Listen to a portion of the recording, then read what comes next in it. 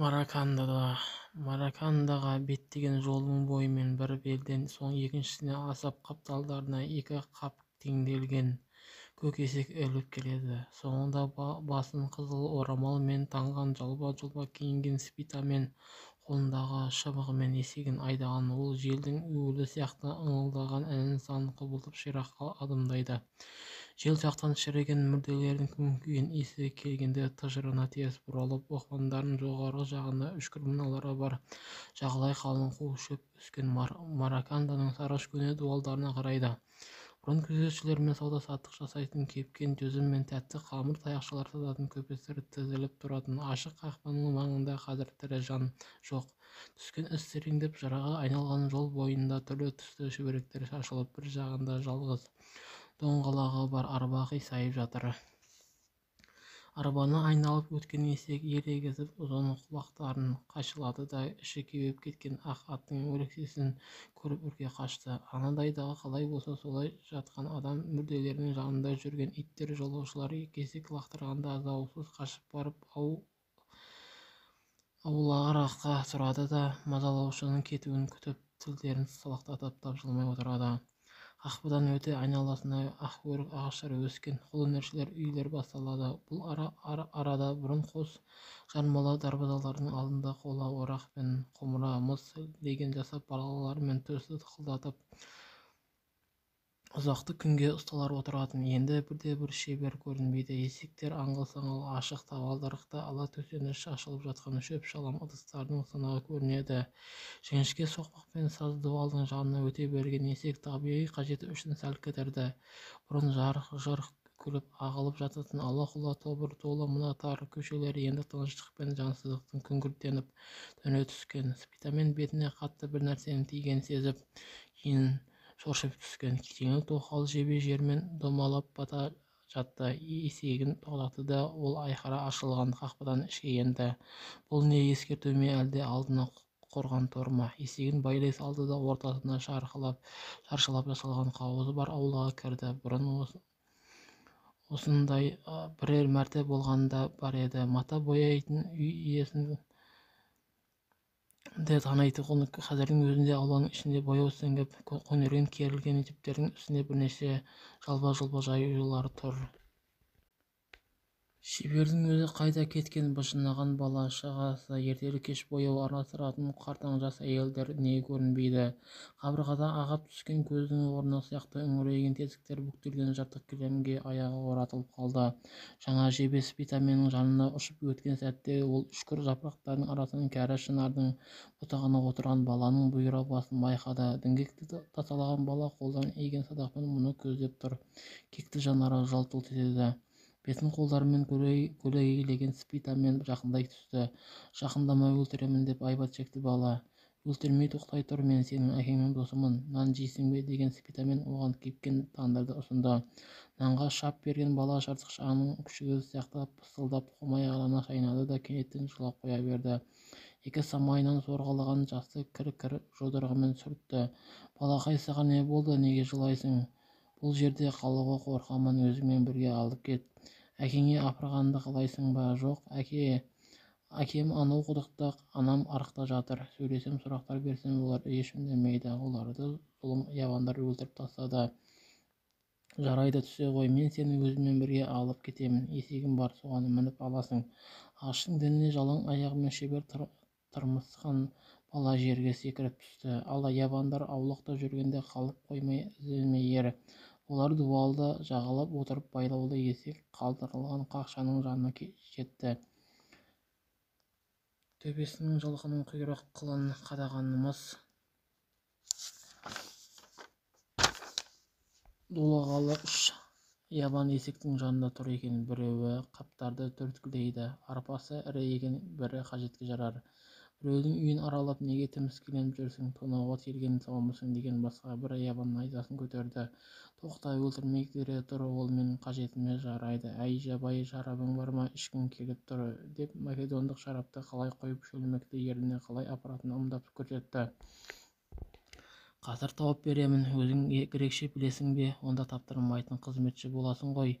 Мен керуенмен Антиохияға барып, сол жақта жүргенде тәңірилер сөйлеген эллиндер тілін үйреніп алғанмын. Жауынгер дулығасын желкесін ысырды, қою жирен сақалы өскен беті көкіл жайнайды.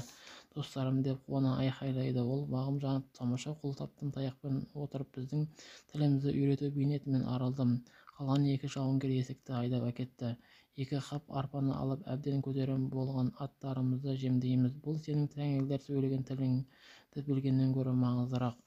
Таңдарымды балақай екенсің сен менің атыма арпа, өзіме шарап тауып бере алатын шығарсың. Кәне, бері жақындашы. Македондық жерде жатқан жаңқаны көтерді де онан кішкентай тақтаны қиып алып тесікке қызыл жіп өткізді. Тақтаға Берда деген өзінің атын шимайлап жазды. Сосын спитаменнің құлағына мықтап ұстап созып өзіне қарай тартты да сырғалығын пышағының ұшымен тесіп жіпті өткізіп түйіндеп байлады. Енді саспа, менен сені ешкімді тартып ала алмайды. Жұрттың бәріне салты найзағар Берданың құлынын десең жетіп жатыр. Берда құлағын тескен сәтте спитамен қоңыр көзіп міз бақпай асқан сабырлықты сақтады. Содан соң барып шарап сұрадың ғой, осы арада қойма бар. Қожасы Меймалдос еді, мені талай суырған болатын, іздесем бір құмырсқа екі шарапты табатын шығармын деді. Кетсік, сенің қызметіңнің сәтті басталғаны үшін ішіп жіберейік. Ауладан өткен спитаменнің үйіліп жатқан көне жапырақтары жан-жаққа шашып жіберді де кішкентай шаршы есіктер айқара ашты. Ар жағынан таптаурын баспалдақтар көзге шалынды. Сосын асықпай қоймаға түсті. Бары деген оның даусы шыңыраудан шықты. Адамның бойындай келетін сондай үлкен құмыралар ауыстырып қою керек. Жалғыз өзімнің шамам келер емес. Қазір жетемін деген Берда босқаған найзасын сөйе салды да семсерінің балдағын қолына қысып қоймаға түсті. Жаңадан тапқан досы мен ябанның қайтып оралуын күткен бала ағаш діңгегінің тасасына жасырынып анадай жерге шетте тұрған спитамен жалғыз оралды. Қолында шағын құмырасы бар қатты ентік еді. Ябан қайда деп сұрады бала. Оған шараптың ұнаған, сондай ішіп сонда қонады деп спитамен есікті жапты да қайтадан жапырақтармен қымтады. Мен саған тамақ берсем десең, бұл жерден тезірек кетейік. Екеуі ирелеңдеген тар көшемен жүріп келеді. Спитаменнің қан болған құлағына тақтайша салпаңдайды. Солай ұшырасқан жауынгерлер құмыраны ұстап көріп, шарабың бар ма деп сұрайды. Бердаға да соны іздеп жүрмін деп жауап берген спитамен қаланың ортасына қарай беттеп келеді. Шаһарды кесіп өтетін халық қош-қош қайнап жататын бас көше қазір бос. Әр жерде қабырғаларды бойлай жылжыған тұрғындар көзге шалынады. Ашық тұрған бірнеше дүкеннің алдарына үймелеген македондықтар. Олар үлкен теңдерді жазып, маңғаз, көпесір, түрлі түсті киімдерді, жүн сұлулықтарды, үлкен көрпелерді көріп бір жерге үйіп жатыр. Тонап алынған бұл дүниелерге көпесір күміс қола бақырлар төлеуде. Қаласаң бір дарих берейін. 5 киімге бір дарих бе? Ең жаманның өзі 4 дарих тұрады ғой деп өзеурейді жауынгерлер. Жақтырмасаң қайтып ал, киімдердің көптігі сондай, сатып алуға енді шамам да жоқ. Оның үстіне сенің заттарыңда қанның іздері бар, оны менен кім сатып ала қояр дейсің? Шаһардың ортасындағы қамалдың дарбазасы жанындағы күзетшілер асық шиырып отыр. Спитаменнің байқағаны шаһардағы аттылы-жаяулы македондықтардың бар жоғы 200-300 адам шамасында шағын екендігі, қалған барлық армия дағдыларының басқа қалаларын тонау үшін шығыс жаққа қарай кеткен. Қамалдан ара қарай жол терең қазылған, ордың үстінен тасталған көпір арқылы ескі дуалды айналып жарты шеңбер жасап өтеді. Оның ар жағында бақтары жоқ дерлік тоқал тамдардың төбелері бір-бірлеріне жалғасып баспалдақтанып кеткен. Шаһардың халық ең жиі тұратын ауданы басталады. Үйлердің жартысы македондықтар. Маракандаға кірген кезде басталған өрттен бұзылған кей жерлерде көмірге айналған қоқымдар әлі бықсып жанып жатыр. Ақылдарынан алшасқан кемпірлер мен қабырғалары қисайған балалары күл-қоқыстың арасынан тіміскілеп тамақ іздеп шала жанған шүберектерді тартқылап сенделіп жүр. Спитамен тірі жан көзге түспеген сауда алаңынан өтті де досы философ сенсізі тұрған тұйық көшеге түсті. Үйде ешкім жоқ. Бұрын заттап тұрған қамбалардың қисайған күйік бағандар көрінеді. Кәрі үндіс қызметші қоймадан басын қылтитып қарады да спитаменді танып жүгіріп келіп оның кеудесіне асыла кетті. Сенің де қайғың аз емес екен, деді өксіген шал, оның құлағына салбырап тұрған тақтайшаны нұсқап. Бұл қайғының жартысы ғана, деп жауап қатты мізбақпаған Спитамен. Менің кемеңгер ұстазым қайда? Білмеймін, деді қызметші. Тонаушылар біздің көшеге жеткен кезде ұстаздың аяғына шарығын байлап, асасын қолына ұстады да шаһардан шығып кетті. Кейін оралған жоқ. Тірі ме, өлі ме, ол арасын білмеймін. Өртенген үйдердің шалқыған жалынына шарпылып, жапырақтары бүріскен бұтақтары қырқылған ағашты баққа шыққан Спитамен қауыздығы судың бетінде қызыл балықтардың қампиған қарындары жоғары қаратып теңкиіп қалқып жүргенін көрді. Қираған күркедегі тас будданың мізбақпаған жүзі ғана бұрынғысынша миығынан күліп тұр. Спитаменнің шекпенінің етегінен ұстап ізіне еріп келе жатқан бала шашылып жатқан сенсізінің қолымен жазылған бірнеше пергаменттерді жинап алды. Спитамен оларды мұқият бүктеп қойнына тықты. Қабырғадағы тесік арқылы шығып қараңғы қалған бақтан өткен бала мен аңшы құм-төбелер басталатын шаһардың шегесіне жетті. Онда Спитаменді бір топ салт аттылар күтіп тұрған болатын. Барлықтарының да киімдері алба-жұлба, бірақ найзалары өткір, жақсы әуелтар мен садақтары бар. Қандалалар сияқты шаһарға тарап кеткен явандарды тірідей ұстау түкке де тұрмайды. Орталық алаңға жетіп, олардың қамалға келетін жолын кесіп тастауымыз керек. Негізгі күштеріміз қайда? Төбенің ар жағында, алтын аққан өзеннің қамыстарында. Шақырыңдар, явандар қаннен қаперсіз, ештеңеден қауіп күтпейді. Спитамен құлағындағы сарған құтты болсын, деп күлісті серіктері. Грек тілін білгендігім үшін берген сыйлары ғой, деп әзілдей жауап қатқан Спитамен алдына тартқан биік шоба арғымаққа секіріп мініп, семсер байлаған кісені беліне тағып, қолына найза алды да: көкей, мына баланы менге ысырып алшы, бұдан шаруалардың намысына қорғай, жақсы азамат шыққалы тұр, деді. Төбенің ар жағынан көрінген Спитаменнің серіктері қаздай тізіліп қорғанның тесігінен өтті де шаһардың ішіне енді. Ұрыстан соң Будакен есін жиды. Жан-жағы қап-қараңғы, үстіне бірдеңе құлаған, оның астына қалған аяғы жанын шығара ауырып, ешбір қимылға келмейді. Қолдарында да жан жоқ, тек көзімен ғана аяқ жағында кесе көлденең түсіп үлкен дене жатқанын көрді. Аспандағы жұлдыздар ғана жымың қағады. Басын көтерген Будакен соңғы күшін жинап сәл бұрды да қара тасқа қайтадан сылқ түсіреді. Шеткі тауға барып тірелетін кең жазыққа назар салды. Үздік-создық жүзген тұман жерден көтеріліп бара жатқан сияқты. Қара бұлттың астынан шыға келген ай семсер сілтегенде ұшып түскен басқа ұқсап қара көк аспанның жүзімен дөңгелеп барады. Аяғын басқан зілдей денене анықтап қарағанда аттың сауырын байқады. Тағасы майысқан бір аяғы көкке қарап серең еткенде бүкіл денесі дірілдеп селкілдейді кеп. Будакен қарқырап қарлыға дауыс шығарды. Алда мен аралды сыбдыр, содан кейін тырнаған дыбыс естілді. Адамдар қайда? Барлығын жер жұтып кеткен бе? Олар сақтар мен олардың шебелері өтпейтін көк темір қоршаған қанішер явандар сан мыңдаған еді ғой. Будакен жан-жағына зер салды. Жазықтап көтерілген тұман аспанда жүзіп барады. Үшкір тұмсықтар мен жер искелеген бірлерінің соңдарынан бірі тізілген қара көлеңкелер үнсіз ғана жылжып келе жатыр. Олар жорыққа аттанған сақтардың ізінен топ-топ болып жиналып, көзге түспей шұбыратын шие бүрілер. Осында келген солар ма екен? Жасағының күші қайда кеткен? Басын жыртқыштар кеміреді-ау. Саусақтары мен қысып буындыратын бұрынғыдай құдіреті де жоқ.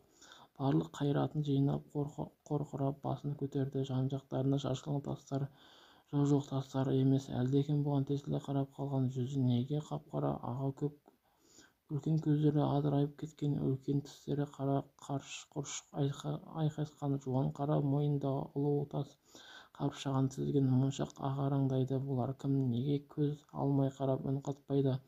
Македонияның патшасын Будакеннің ысырған ауыр күресінен қорғап қапталдай ұмтылған қара зәңгі есіне түсті. Енді міне бірге туған бауыры сияқты Будакеннің жанында жатыр. Көздерінде таңданыс бар. Рухы қайғыны ұмыттырып, мәңгілік ғұмыр беретін алты сала суғарған жайқалған бақтан өтіп, бұл кезде ұжмақ пен тозақ арасындағы шымбат қыл көпірінде де жеткен шығар. Ұрыста шахит еткен батылдардың барлықтары бұл төбелердің үстінде отырып, алдарынан тостаған толы бозаны қойып өздерінің ерліктері туралы еске алып отыратын Шымбат көпірінде Будакент қашан жетер екен? Қайтадан шатырына оралғысы келетін неліктен көз алдында күлімсіреген ұлы Скулот тұр. Ол сыбырлай сөйлеп: мен қос мүйіздің досымын, явандардың жүзігін тағып, қызыл шабандарын кидім, Азияның патшасы арда өскен сақтардың басына бұғалық салуға көмектесемін дейтін сияқты.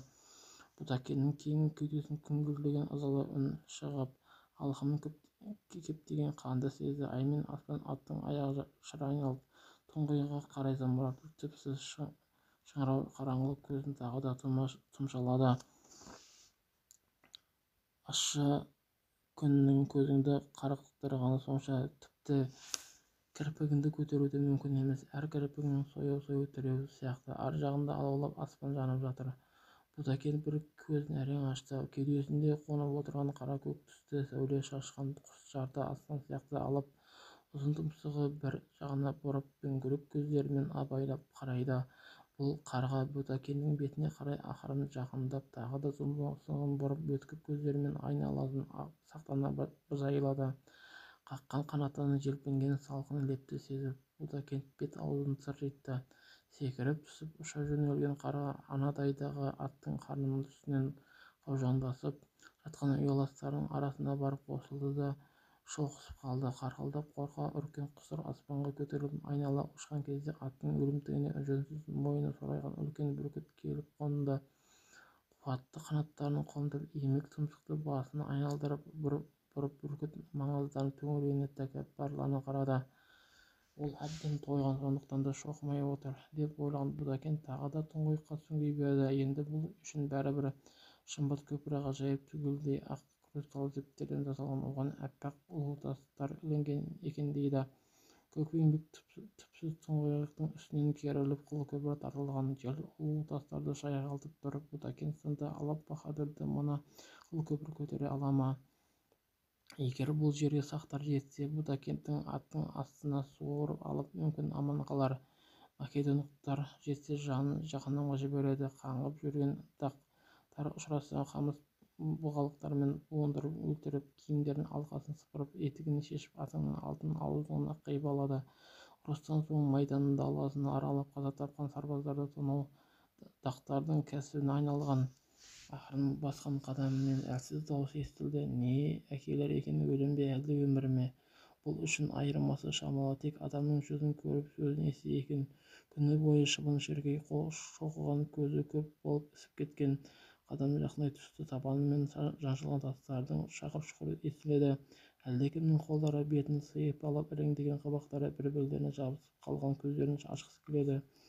Әке, тірісің бе? Әкел аузыңды алақаныңмен жабайын, мені ескенше шымын жаның кеудеңнен ұшып кетпесін.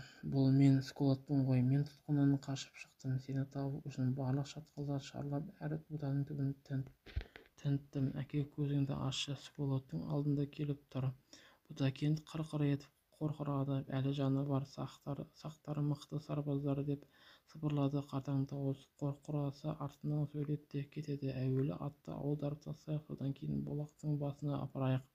Іскен беттерінен мұздай су құйылып, көздері жуылған соң Будакент зілдей кірпіктерін әрең ашты. Көз алдында Скулот тұр. Арық шаштары жалбыраған, киімдері жалба-жұлба, жалаңаш қолдарымен беті кір-кірі жырылған, қасында тіп-тік ақ шашы, шот маңдай терісі сүйегіне жабысқан қария, үстіне дақтардың жарақ киімі, мойны құстың тырнақтарынан тізген моншақ. Мына дақ шалы көпті білетін кемеңгер адам, ұрыста алған жарақаттарын жазудың сан жолдарын біледі.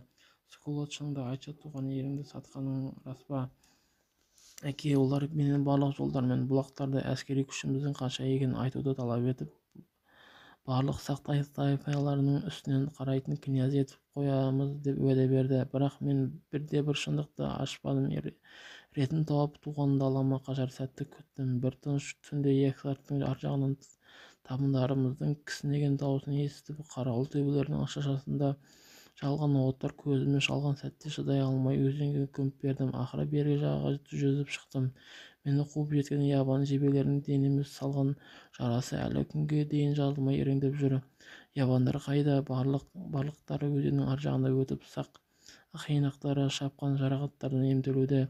Гелон опасы екен, біздерді салып кетті, жасағын шатқалға тығып өзі қос мүйізі өтті.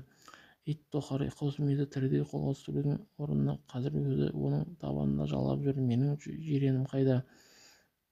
Жирен айғыр шымбат көпіріне қарай шауып кетті. Мына жерде аяғының астында оның өлі денесі жатыр. Будакин үнсіз қалды, көздері тағы да кілегейленіп оған үрейлене қараған. Скула тынымсыз ызыңдаған көк шыбындарды қағып әуреленді. Ақыры Будакиннің еріндері жайымен ғана жыбырлады. Ұлым, менің енді Шымбаттың қыл көпіріне ұялмай қадам баса аламын. Әрі қарай бармаймыз. Өзеннің арғы жағында болған скифтермен ұрыстан соң Жиһангер шатырына ешкім де кіргізген жоқ. Негізгі кіреске үлкен ауыр парсы кілемін іліп дулығарын түсіндігін ұрысқа енер алдындағыдай көздеріне түсірген соң оң аяқтарының өкшесі жанына найзаларының сабын тірей ұстаған македондық күзетшілер қалшиып тұр. Күзетшілер бірнеше рет алмасты, бірақ оларда ешқайсысы Жиһангер көрген жоқ. Көршілес құрылған жорық кеңсесінің бастығы Эвменнің шатырына македондықтар белгілі этерлер жастарының өкілін алған жауынгерлер келіп, барлықтарына Жиһангерлер жүздестіруді талап ете бастады. Жиһангер емші мен көркіл бас абыздан өзге ешкімді қабылдамайды. Ол жаралы ма, әлде ауру ма? Іші ауырады, деп қысқа жауап қайтарды Эвмен. Жиһангердің қарыспа мінезін жақсы білетіндіктен барлықтар да ыңырсу мен айқай-құлақтардың құртын жеген өз шатырларына оралатын. Бұрынғы ұрыстардағыдай емес, бұл жолы шайқастан соң жаралардың саны өте көп болды. Скиф жебелері салған жарақаттар ісініп ұлғайып іріңдеп, жауынгерлердің көздері шараларынан шығып, түсініксіз сөздерді айтып сандырақтап аласұруда. Жаралылардың аралаған емшілер іріңдерді сығып, емдік дәрілер жағып, азап шегушілерге дем беруші құдай Асклепияның атына дұға оқысады. Бірақ соған қарамастан олар адам төзгісіз азап шегіп, көзге суықтағы қара шыбындай қырылып жатты. Басында қайырылған ілмегі бар скиф сүңгілері мен сүйекті күл-талқан ететін күрделердің тоқыс бәрінен жаман болатын. Емшілер сыртқы жарақатты тігіп бүтіндегенмен жауынгерлер өмір-бақи мүгедек болып қалатын да. Мұндайлар енді алдағы ұрыс жайлы емес,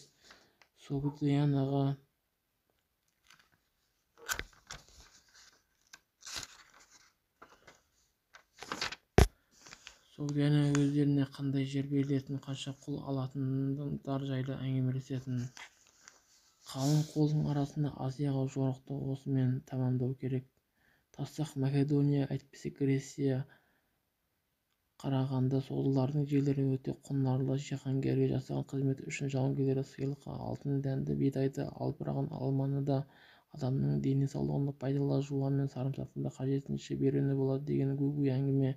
Мүгедектер не иелігінде болса дегендердің бәрін шаштары 16 бұрымға өрілген қарақат көзді соғды қыздарын, мүйіздері қарағай өгіздері, сұлу мәсайіктерді барлық ойға алғандарын жепке тізіп есептеп жатты. бір шаманың жері деп шағынады жауынгерлер. Бас білдірілмеген ат сияқты соғды шаруалар әлі бағына қойған жоқ. Өз жерлерінен айырыла қойғысы келмеген кейбіреулері қасқыр сияқты көздерін алартып, құдайдың өзі гректер мен македондықтарды күллі Азия халықтарының қожасы екенін мойындағылары келмейді. Соғдылардың елді мекендеріне жеке-жеке шыққан македондықтар із-түзсіз жоқ болады десе де, енді біреулер бұл аңға да құсқа да тіпті бүйге айналып кете алатын, қолға түспейтін спитамен дегеннің қарақшылардың ісі екенін де айтады. Ары қарай бармаймыз, тоқтайтын уақыт жетті, дейді қалың қол бірауыздан. Скифтердің жеріне тағы бас сұғудың қажеті де шамалы. Олардан бізге қандай пайда түспек? Құдықтарының суы ащы, жерлерінің сарымсағы өспейді. Аю сияқты жүндес өгіздеріне мініп жүреді. Биені сиыр сияқты сауатындарды тым өрескел. Осыны қанағат етіп тоқтап жаулап алған жерлерді жауынгерлерге өзара бөлісулері қажет десті. Ұрыстан 2 күн өткен соң Эвменнің шатырына жоғарғы әскербасылар жиналды. Бұқа мойын шықшытты, білеу бұлшық етті. Төртбақ македондықтар бұйбол сияқты арбаң басады. Олар шатырға кірді де жосықтарын бүйірлеріне таянысып эбменді қоршай отырысты. Шатырдың шетінде әрқайсысы бір әріппен белгіленіп қатар қойылған. Персия өлкелерінде тағайындалған сатраптардың, бағалаушы әкімдердің есептері жазылған, мұрамалар сақталған. Былғары кебежелер тұр. Ұлы Персия патшалығының басты жолдарының бойына жүрген Македония жасақтары әскер басыларымен Сирия, Финикия, Мысыр билеушілерімен қазіргі жағдайлар жайлы қатты. Ең ақырында болашақ ұрпақ үшін әлемді жаулап алушының аузынан шыққан барлық әңгімелер мен сөздері қапталған шежірелері, оның даңқы бөленген жорық жолдарын суреттеген айтулы тілмалар, Анаксименің, Каллисипенің, Марсийдің, Харестің тағы басқаларының жазбалары да осында. Барыс терісі төселген төсек үстінде керіліп жатқан қырынбаған қатты шаршағандықтан бетінің әжімдері тереңдей түскен. эбменнің алдында кілемнің үстінде жүрелеп отырған 4 хатшы құл бірдей оның ауызша айтқандарын пергаментке жазып отыр. Біздің жеңімпаз жауынгерлерінің ұрандап алға ұмтылған тегеурінді соққысына тіпті оттай шарпыған көзқарасының өзіне шыдай алмай тағылар болды. Қақаларына мінген ерлеріміз оларды қараңғы түскенше өкшелеп қуды. Сөйтіп барлық тағылардың македондықтарға ешкімнің де қарсы тұра алмайтындарына көздері жетті. Міне осы айтқандарынан Жиһангерге ұнайтыны сөзсіз. Эбмен Жиһангер не істеп жатыр? Қарау тазалауда. Жиһангердің өзі қарау тазалаған кезде бар ашуын біреудің алатын сәтті күтетініміз белгілі ғой. Мейлі ашуына берсін, бәрібір біздер онымен тілдесуге тиіспіз. Эбмен ілулі тұрған қола даңғыраны қағып қалғанда Жиһангердің жағында екі елі қалмайтын. Оның талайсынан өткен күзетшілерінің бірі шатырға жүгіріп енді. Содан кейін күлгін шатырға кетті де қайтып оралып Азия әміршісіне барлықтарын күтіп отырғандығын айтты. Киімдерінің қыртыстары жазып қақыранып түкірінген македондықтар бірлерінің іздерінен бірде парсы кілемінің ар жағына өтіп көрмей кетті. Көк жеңсіз бешпент киген Жиһангер алтын тақ үстінде отыр. Қолдарының шана-шағына дейін балшық пен май жұққан. Алдында қылқа мойын арық қару сақтаушы парсы жүрелеп отыр. Басын айналдыра ораған, белдік жалбыраған ақ шашын жинақы ұстап тұр. Жиһангер ішке енгендер әрқайсысына сенімсіздік түнерген назарын тастады. Мың жаса деген македондықтардың сәлеміне әдемі қиылған еріндерінің ұшымен «Елендерше хайреті» деп қысқаша жауап қатты. Македондықтар сол қолтықтарының астына жастықтар төсеніп, кілемнің үстіне жарты шеңбер жасап қаумалай жантайысты. «Жаралылар көп пе?» деп сұрады Александр. Көздегенін құр бермейтін скифтердің жебелері тимеген деген саяқ. Аттарымыз түгел дерлік мерт болды. Бұл жаман. Қазір мен 3-1 ат 10 жауынгерге татиды. Қолға түскен сақ-жақылары қажетке жарай ма?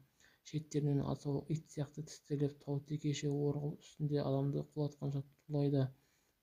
Аса жалпақ иылығы үшін жұрттың барлығының сүйкімді кеткен перият екен. Ұрлана тіл қатты. «О, Амонның жасампаз ұлы, сенің таң ғажайып көздеріңнен мен скифтерді торғайдай тоздыратын көреген жоспарыңның туғандығын байқап тұрмын». Александр үн-түнсіз ғана кірпіш ұнтағына батырылған су шүберекпен семсерін тынымсыз сүрте берді. «Сен не дейсің, Никанор? Скифтерді талқандау үшін не істеуіміз қажет?» Кең жауырынды жасамыс македондық қақшиған жұмыр басын иіп, үрім бұтақтарына дейін ұмыту үшін жақсылап соққан артық болмас еді.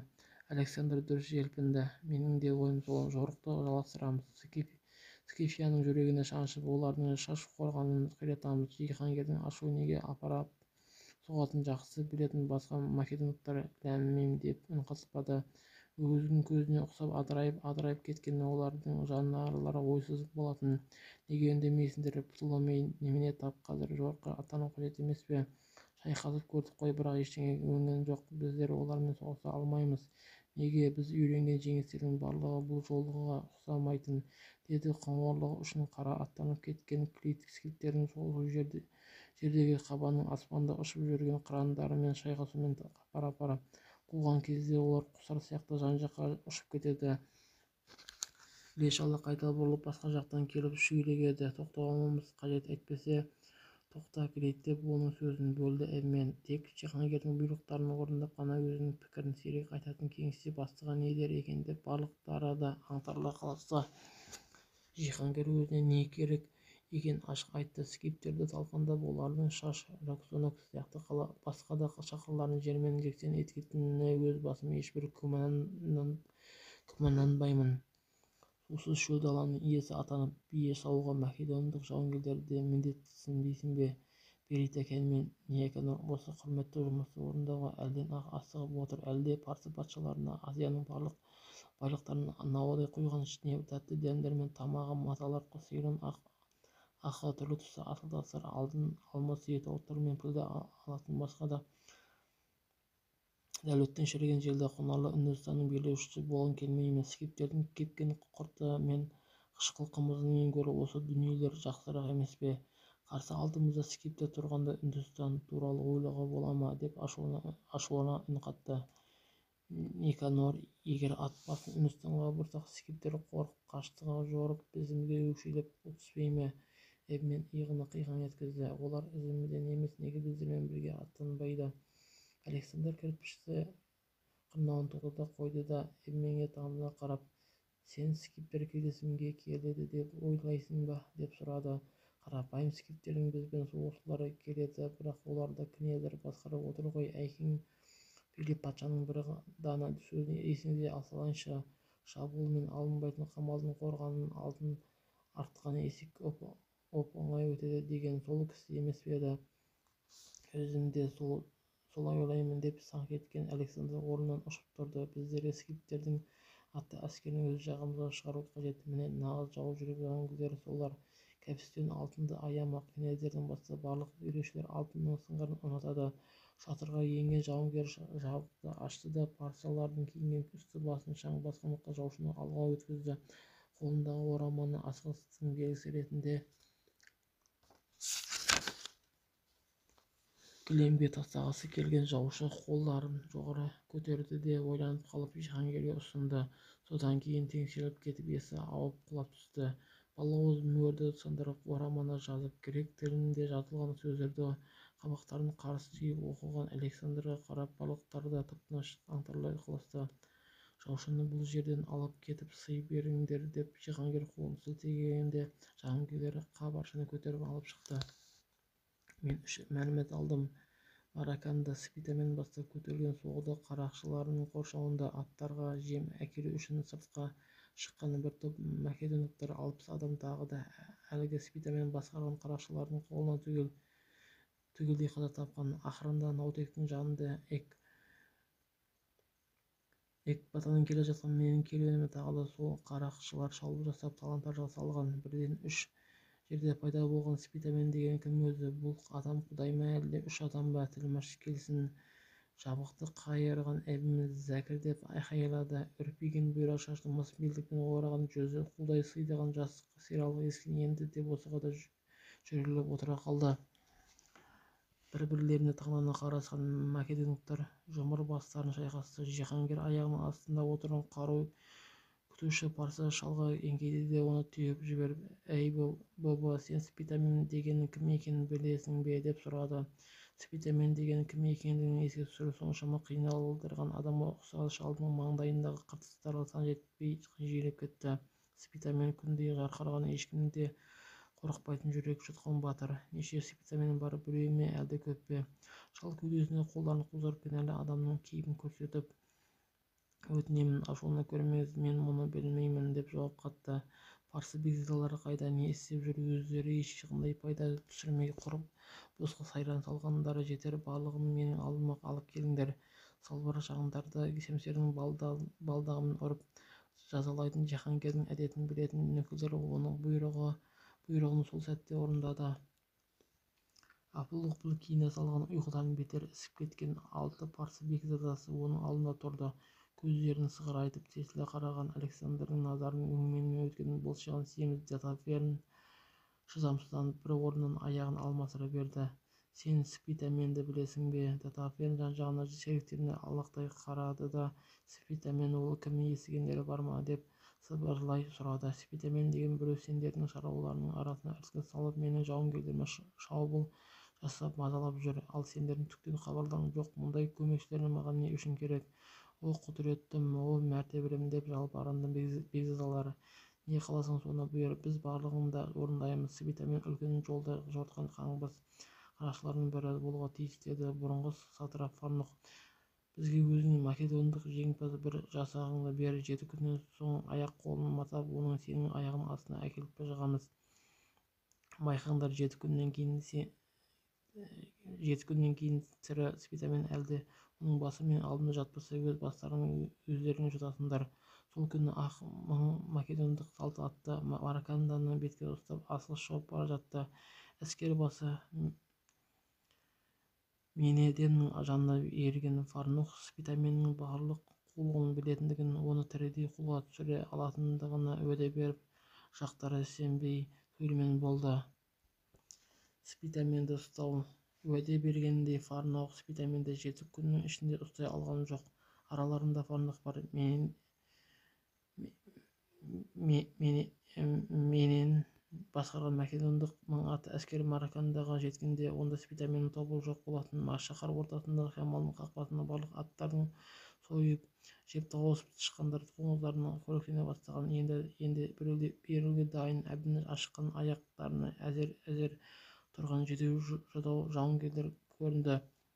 Мыңдаған бастаған Менедем Азияның патшасын мойындағылары келмеген Свитаменнің дөрекі басбұзарларының кеткен теріс жаққа шаба жөнелді. Бірақ оның жауынгерлерінің бірнешеуін ғана әзер дегенде шаһарға қайтып оралды.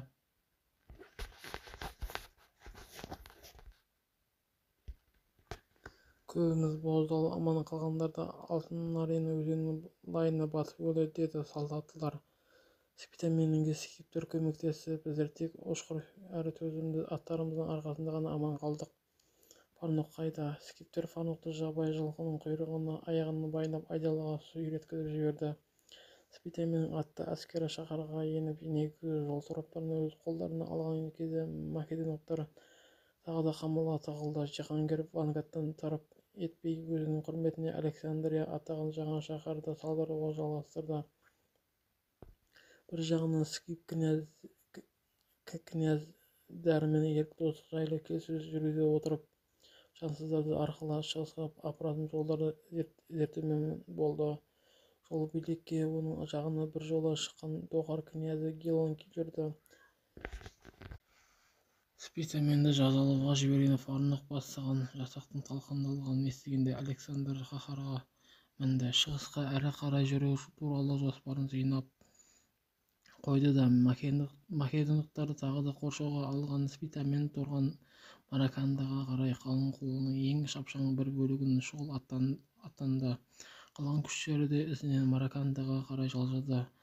Бай тарту-таралғылар алып, адалдықтарын білдіріп, Александра мен найза алмастырған Скип князьдары жаңа шаһар Александрияға қауіп туғызбайтындықтарын, Ексарттың бері жағасына өтпейтіндіктерін айтып андасу ішісті. Барлық атты әскері мен Свитаменнің ізіне түскен Александр Фарнухтың жасағы қираған жерге дейін жетіп, мүрделерді, асығыс жерлерді де шөлейт даламен қуғынды жалғастыра берді. Бірақ із суытып жауды жалғастырғыш Свитамен ұстатпады. Жолайыр сұр түйені бұйдасына жетектеген жалғыз жас Скипті ұшыратты. Екі өркештің арасында жас әйелі мен бала отыр екен. Бұл жерден ешқандай атты адамдарды көрген жоқпын, деді көшпенді. Шөл мен ыстықта қаталап өлмес үшін осы жерден басталатын шөл даладан тезірек өтіп кетуге тырысып келеміз. Мынадай шөлде қаңғыруға сені не мәжбүр етті, деп сұрады жиһангер.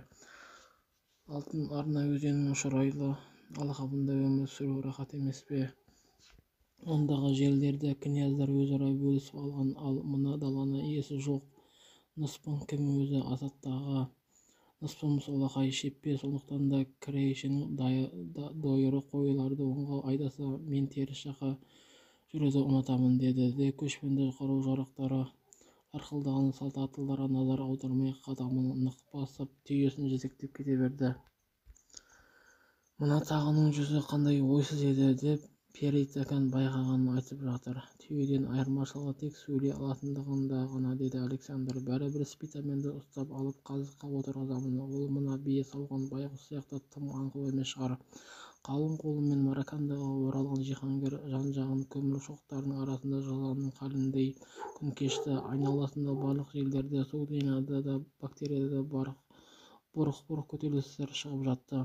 Ормандар мен тауларға қашқан шаруалар азық-түлік алу үшін сыртқа шыққан македондықтарға бас салып шабуыл жасайды. Осылайша өз жауынгерлеріне тиіскен елді мекендердің тұрғындарын Александр аяусыз жазалайтын. Ол Персия жақтан жас македондықтар мен жалдамалы гректерден жасақталған жаңа күш жіберуді талап етті. Ақырында елді тыныштандыру үшін ең соңғы шешімге бел байлады да Согдияны бірнеше бөліп белгіленген күні әр бөлімшеге жазалаушылар жіберіліп, елдің ересек тұрғындарының барлығын қоруға тиіс болды. Жанында бір топ жауынгер ерткен Александр Күрешат шаһарын талқандалған басқа да елді мекендердің тұрғындарын тығылған тауға барды. Сол жақтан оның тобы мол олжамен оралып, Жиһангердің өзі парсы қанжасы Рухшанекті әкеліп ұзамай оған үйленетінін жариялады. Менің некем Азия мен Европаны жалғастырады, деді Жиһангер жақын серіктеріне. Олардың ханым патшалар падишасының сүйген жары болған соң соғды князьдері мені жат-жерлік деп есептемейді. Ал халықпен есептесетін не бар? Олардың жартысы қара жердің құшағында, ал қалған жартысында тойым өтетін күні көңілдерін көтеру үшін тамаша ойындар мен жауынгерлердің жекпе-жектерін ұйымдастырамын. Сәтті шабуылдар жасап, Спитаменнің өзінің бұл дүниеде бар екендігін жиі сездіріп тұрды. Бір күні Александр тағы да парсы бекзадаларын жинап алды. Фарнух ақымақтың уәде бергені 7 күн емес, 7 айдың жүзі болды. Бірақ осы уақытқа дейін сендер Спитаменді алдап қолға түсіріп алдыма алып келе алған жоқсыңдар. Мен сендерге ажалды пенделердің ішіндегі ең айласы бар бір адамды көмекке беремін. Ол сендерге тозақ оты мен зұлым аруақтардың жаратылған қолға түспейтін Спитаменді тауып ұстауға көмектеседі. Осыны айтқанда қызметшілер бөлмеге жуықта ақыр заман болатынын айтып, сандырақтап, ауруларды емдейтін дәрі-дәрмек таратып, көріпкелдік жасап, алаңда жүгіретін, әркім жиі көретін сақалды қаңбас абызды алып келді. Сыдиған ұзын қу сүйек қаңқа сияқты ара-кірі қожалақ қап-қара өрілген ұзын бурыл шаштары, беліне түскен үсті-басы жалбы-жұлбы қоңыр жүзіне сарғыш тартқан сүйенікіндей сойдақ тістері ырсиып көрінген. Ол үлкен көздерімен от шаша қарайды. Өмірін Құдай жолына қызмет етуге арнаған абыздың туғалы алынбаған аяғының тырнақтары бұрала қисайып князьдерге қарай беттеген кезде тас еденге тарс-тұрс соқты. Спитаменді ұстауыма әрине қолымнан келеді, менің қолымнан барлығы да келеді, деген абыздың жайын ауыздары құлағына дейін созылды. Бірақ оны ұстаған бойда отқа өртеп жіберу қажет, әйтпесе жарқанатқа айналады да жарқ етіп ұшып ғайып болады. Мараканданың оңтүстігінде таудың шатқалындағы тынымсыз сарқырамай төмен қарай құлаған жартастың астында отыр аллайды семсері асынып найза ұстаған бір топ жалба киімді адамдар сол оттардың басында отыр. Кейбіреулерінде парсылардың немесе македондықтардың қалғандары да бар. Анадайда тау бөктерінде шетелленген жарау аттар жайылып жүр. Үйілген көмір шоғының ортасында үлкен қола қазан қойылған. Оның үстінде ас бұрқ сарқ қайнап, қазанның бір ернеуінен көтерілген қоңыр көбік отқа тамды да шыж ете қалды. Бұтаның арасында тығылып жатқан күзетшінің жақынсың ба, жатсың ба, тоқта деген даусы естілді. Қорғаушы, және жәрдем іздеп жүрміз, деген жауап естілді. Әй Таракан, дұрыстап қара, бізге келе жатқан кім екен өзі? Қартаң шаруа шолақ найзасын көтеріп бұталарға қарай беттеді. Ол жақтан дауласқан дауыс естілді. Таракан қайтып оралды. Ізіне 2 адам, бірі сабалақ бұрымдар ұзын абыздың кір-кір киімін киген арық байғұста, екінші атақты парсы пішіндес іркілдек бет, жуан сал бөксе жосадай сәнді киім киген, белін семсер ілген жалпақ кісемін буынған. Ей шөңгелері, мына адамдар Спитаменді көріп, оған маңызды хабар жеткізбек екен, деген Тарахан көзін қысып қулана ымдап қойды. Өздерін тыңдайық па, әлде жартастың бір ақылды мұратайық па? Айтсын не дер екен, шеге таста, деген дөрекі дауыстар шықты. Алдымен абыз сөз бастады. О, отанымды қорғаушы жаужүрек жандар, аспанның асты ұлы Құдай Агуразамазда күллі әлем сендерге қарап ерліктерін таңқалауда. Жанымдағы әкім Татаферін бестің сол қолы еді. Онымен бірге Қосмүйізді біздің жерімізге жібермеуге бар күшін салды. Бірақ Қосмүйізге зұлым жандар көмектесті де ол жерімізді қанға бояды. Татаферін әкімнің өзі айтсын, ол үшін сен неге ән салып тұрсың? Татаферін майым өңкеленіп жорғалай сөйледі. Мен көптен бері сендерді тауып алып қарғыс атқан явандарға қарсы бірге күресем деп ойлап жүр едім. Бірақ ешкім де сендердің қолға түспейтін. көзімдерің спитаменнің қайда екендіктерін білмейді. Ақыры таудағы оттар көзіме шалынды да тура тартып осында келдім. Біздерден саған не керек, соны ашық айтсаң. Мені өздеріңмен бірге болып сендерге көмектескім келеді. көзімдерің спитамен қайда, осында ма өзі? Оның қажеті қанша? Біздер бәріміз біргеміз. Бұлықтамай турасын айт. Татаферін ойланып қалды да жауап қатты. Сендердің дегендерің ақ болсын. Мүмкін маған сенбей отырған шығарсыңдар, бірақ қазір сендерге ортақ іске әрқашан дайындығымды, ешқандай байлығымды аямайтындығымды, өздерімен бірге екендігімді дәлелдеймін. Қосмүйіз алғаш рет Маракандаға келгенде әкем ата-бабаларынан қалған барлық қазыны явандар талап алар деп қатты қорықты. Барлық алтын мен күмісті бір түйеге артты да жанына сенімді жалшысын ертіп тауға кетіп ағалықтың жанындағы бір жерге апарып көмді. Әкем дұрыс жасаған екен. Явандардың қоржындарына бір қаланы да сыйғызып әкететін өздерің білесіңдер. Олар үйімізде барлық дүниені, мүлікті тонап алды. Ағалыққа жете алмаған кәрі әкем аштан өлді. Бірақ сенің местей қарныңа қарап қашықтың зардап шеккені сені қою қиын деп біреу саңқ ете қалды. Ессіз неме, күлме деп жауап қатты Татаферін. Біздің тұқымымыздың өзі сондай. Явандар мен Қосмүйіз патшадан шеккен қаншама тақсіретіме қарамай етімнен арылған жоқпын. Бірақ ешқандай да жайбарақат қала алмаймын. Басқа да батыл адамдар сияқты мен де отанымыздың алған зұлым жауымен күрескім келеді. Қосмүйізге қарсы соғысқа бәріміздің ортақ мүддеміз үшін мен сендерге бар байлығымды бергелі келдім. Ағалықтың әкемнің бай қазынасы көміліп жатыр. Оған қару-жарақ, аттанарды сатып алуға сендер жаужүрек сарбаздар оны өзара бөлісіп алуларыңда болады деп қоштады. Ал бұл жолда абыз. Бірақ көмбеден қазынаны алу үшін сендердің жігіттерің менімен бірге жүріп түнде қазып алып жүйрік аттармен қашып кетулері керек. Әйтпесе ол жақтан явандармен ұшырасып қалып аналар байлықты тартып алулары мүмкін. Дау басталды да кетті. Біреулер қазынаны бөлісу, екіншілері ортақ іске жұмсау, үшіншілері алдымен алып не істеу керектігін, содан кейін не шешу жайлы айтты. Ақырында Татаферін әкім қайтып оралғанша абызды аманатқа қалдырып тың ат екен он адам қазынаға жұмсауға тоқтады. Салтанаттарымен Татаферін қараңға сүңгіп жоғалған сәтте оның басында жүрегілі отырған абыздың үлкен көздері сәулеге шағылысып қызыл шоқтай жайнады. Оның жанында кенеттен көлеңке сияқты спитамен пайда болды. ол жеңіл секіріп таудың оны ешкім күтпеген жағына түскен еді. Бұрынғысынша басын қызыл орамалмен таңғап, сор көйлегін болғары белдікпен буып, ие қанған теріден тіккен жұмсақ етігі оның қадамының дыбысын шығармайтын. Сен қара, біздерге қайдан тап болдың? Өзімен бірге қандай бақытсыздық алып келдің? Шошып кеткен абыз ұшып тұрып секіріп кетті. Бірақ спитамен оның қоңыр киімінің етегінен ұстап үлгерді. Маған тиіспе, жайма жібер. Мен күндей жарық Агурамазданың қызметші, қасиетті абызбын. Егер маған бір жерің тисе, ол сені найзағаймен атып жайдың оғымен жайратады. Бірақ жөн матадан мықтап ұстаған спитамен пышағын суырып алды да киімнің үлкен бір бөлігін кесіп, аулап жатқан көмірдің шоғына тастап жіберді. Ал жігіттер, мына шоқпыттың не көрінетінін қараңдаршы. Абыз киімнің жыртығын оттан алғысы келіп ұмтылып еді. оншақты қарулы қолдары оны ұстап жібермеді.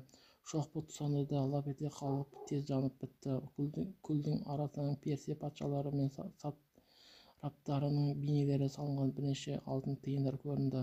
Мына шіріген құрт өзінің бауырларын Қосмүйізге сатқан үшін алған алтын осы. Бұл жендет пен ұрудан да қауіпті. Өзінің арақтығына қарамай абыз өте күшті болатын. Ұстамақ болғандардың барлықтарын олай-бұлай лақтырып, қолдарынан тек киімнің жыртығын ғана қалдырып босанып шықты. Агурамазда, сенің құдіретіңнің бәріне жетеді. Мені жарқанатқа айналдыршы деп шыңғыра айқайлаған ол жартастың түпсіз тұңғиыққа қарай секірді. Сәлден кейін түнек шыңырауының түбінен домалаған тастардың шуы естілді. Ай аңға болар-ай, деді Спитамен. Мұның қос мүйіздің жансызы екенді қалайша қапелдеріне келмеген. Киімін отқа тасасаңдаршы, беттер қанша болса тиындары сонша. Әр жамаудың астына тек парсы теңгелері ғана емес, қос мүйіздің басы салынған явандардың ақшалары да бар. Ғажайып бас. Одияның семсермен отпен бас идірген Жиһангер Маракандада бестің бұрынғы сарайында дем алып жатты. Әрбір кеш сайын дастархан басына оның ең жақын көмекшілері, жоғары лауазымды әскербасылар, атақты парсылар жиналатын.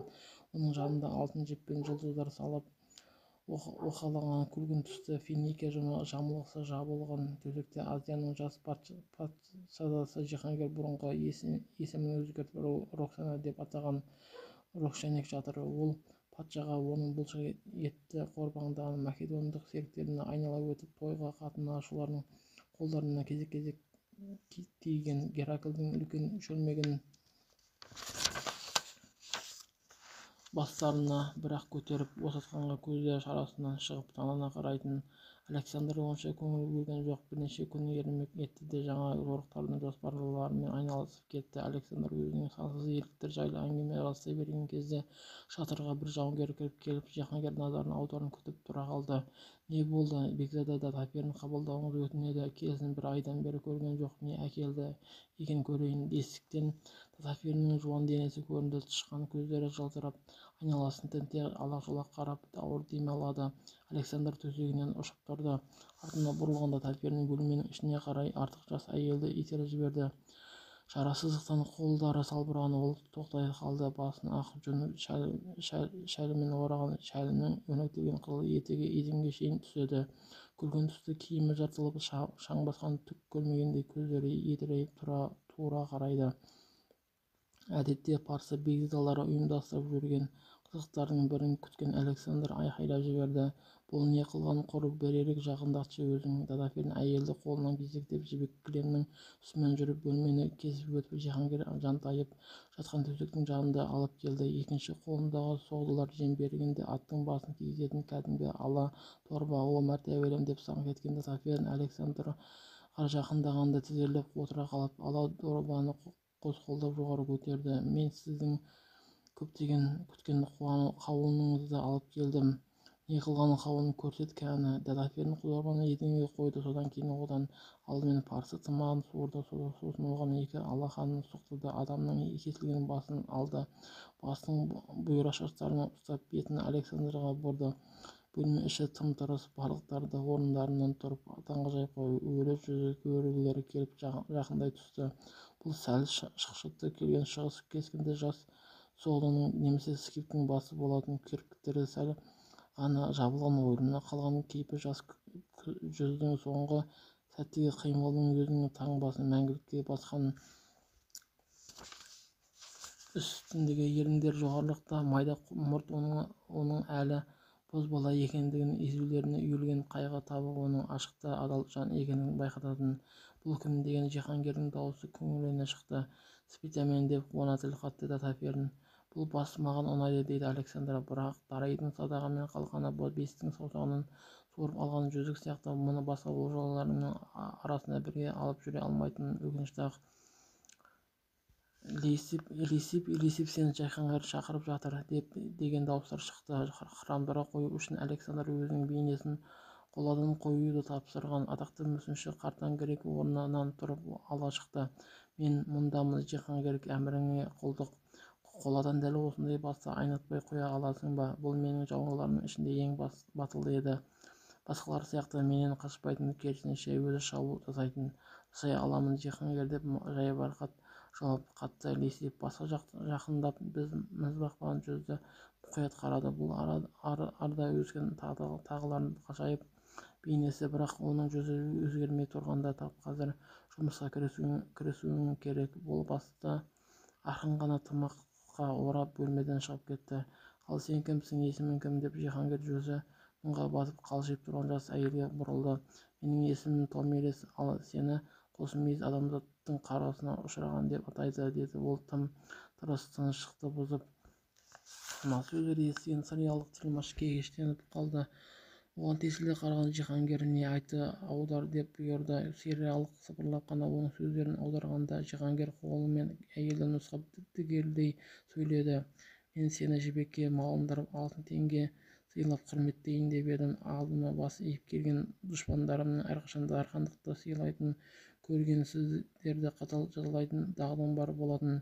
Тек болғалы тұрған қуанышымның, үйлену тойымның құрметіне ғана мұны жазадан босатамын. Мына қасқырдың қаншығын дүрелеп қуыңдар, бейшараларға ұқсап жол бойына қаңғып жүрсін, Роксана ханым», деп Жиһангер Роксанекке бұрылды. «Өзіңнің бейкүнә жанарыңмен әйел кейпінде мына хайуанға қарай көрмеші, ән салыңдар, билеңдер». Музыканттар ұшып тұрып, арфалар сызылтып, керегелер гүлдеп кетті. Малай парсылар томиристі тап беріп, оны шығар есікке қарай екілене сүйрей жөнелді. Бір жауынгер томиристі сарайдың дарбазасына дейін шығарып салды. Қараңғылыққа сүңгіп кеткен ол тәлтіректеп қабырғаны жағалап жарға сүйеніп келе жатты. Кенет шымыр қараңғылықтың қалбаңдаған бейне көрінді де жолын кес-кестей берді. «Томирис», деп ысылдады әлгі әлсіз дауыспен. «Шеппе, мұнда неғып жүрсің? Менің жолдастарым сенің ізіңе түскен екен, бірақ құтқара алмапты. Бұл жерден тез кетейік». Томиристі қолынан жетектеген Спитамен тар көшеден өтті де көлденең арықтың оны ақырын ғана демеп өткізіп, анадайда үлкен түйенің бейнесі қараңдаған бұрылысқа беттеді. «Ақыра жеттіңдер ме?» деген баланың үні естілді. «Жанымнан ябандыр өтті, ұстап алатын шығар», деп зәртүбіне кетті. Спитамен томиристі көтеріп үлпілдеген түйе өркештерінің арасына отыруына көмектесті. «Енді түйемен төртеу болдық, күнімізді көретін шығармыз», деді Спитамен кедір-бұдыр жолмен қадамдап бара жатып. Мұрны шуылдаған түйе шаң басқан жолдың үстімен жалпақ табандарын асықпай маң басып келеді. Тағы да томиристің үні шықты. «Парсының Уайт бекзадасы қос мезгіл кімнің басын тартып етті екен?» «Біздің бір қарулас досымыздың басы». Бекзадалар аңғал батырдың аңдаусызда ұстап алды. Барлық ақсүйектердің сараң әрі өтірікші екендігі белгілі ғой. Сөйтіп олар «Менікі», деп әлгі бейшараның басын қос мезгіл тартып өтті. Бірақ халықтың бостандығы үшін қаза тапқан бір қаһарманның орнын жаңадан басқа батырлар басады ғой. Енді явандар да опасыз соғды, әкімдер де аңдып менің соңыма түседі. Сондықтан олар бұл жерлерден кеткенше есімімді білмейтін, басқа жаққа барып бой тасалай тұрған. Мақұл, алдымызда алыс жол жатыр. Айт, шу жануарым,